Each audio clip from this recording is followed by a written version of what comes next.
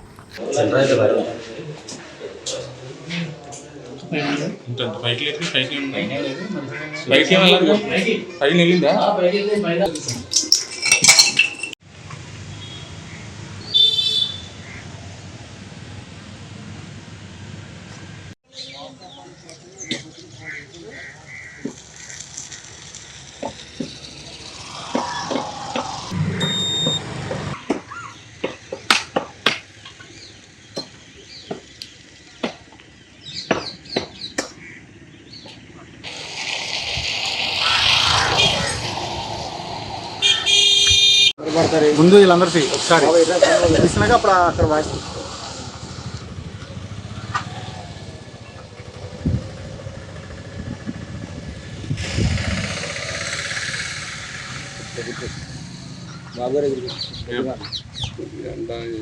ఈరోజు దెందులూరు మండలం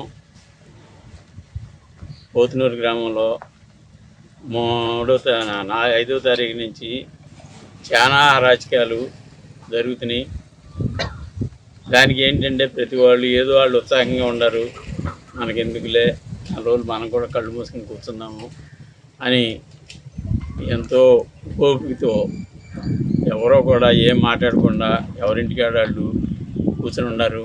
కూర్చుని ఉంటే శిలాఫలకాలు పగలగొట్టేస్తాం ఇవన్నీ కూడా చేసుకుంటూ వస్తున్నారు. ట్రాక్టర్తో గుర్తించేసి ఇలా చేసుకొచ్చేస్తున్నారు.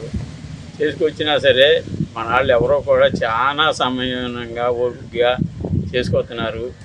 నేను ఒకటి చెప్తున్నా, నేనైతే ఈ పార్టీలోకి ఇప్పుడు వచ్చే కానీ అంతకుముందు 14 ఏళ్ళు తెలుగుదేశం మండల పార్టీ ప్రెసిడెంట్గా చేశాను.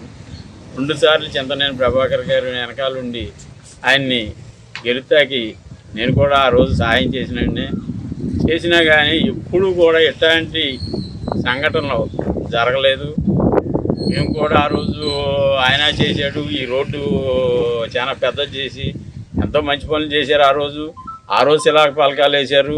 తర్వాత గెలిచిన తర్వాత కూడా వైసీపీ వాళ్ళు కూడా ఎవరో కూడా దీని గురించి ఒక్క మాట మాట్లాడలేదు. అట్లాగే పాత ఎమ్మెల్యే గారు మేము కలిసి ఎంపీటీసీకి అడిగి తిరిగినప్పుడు హరిజనపేటలో 2 బిల్డింగ్లు కడదామని అన్నారు. అట్లాగే కట్టాము. ఒకటి దాంట్లో పాత కాలనీలో కట్టాము. తర్వాత ఇప్పుడు యువతల పాత హరిజనపేటలో కూడా పడిపోతుందంటే గవర్నమెంట్ వచ్చే ముందు అది గవర్నమెంట్ రాకపోతే ఏంటి పరిస్థితి అంటే మీరు కట్టి దాన్ని మీ తల్లి తండ్రి పేరు పెట్టుకోండి అన్నారు. 25 లక్షల రూపాయలు పెట్టి ఇవాళ అక్కడ కట్టాను. ఈ కట్టి ఇక్కడ చేసేవాళ్ళందరూ నా ఇల్లు బాగా కొట్టి లేకపోతే రైతు భరోసా అంటే ఇక్కడ ఉన్న ప్రతి రైతు కూడా దాంట్లోకి అడుగు పెట్టండి. ఎవరికి తెల్లారిపాటికి ఈ నోట్లోకి చేతులు ఎల్లో అన్నం తింటాక ఉండదు.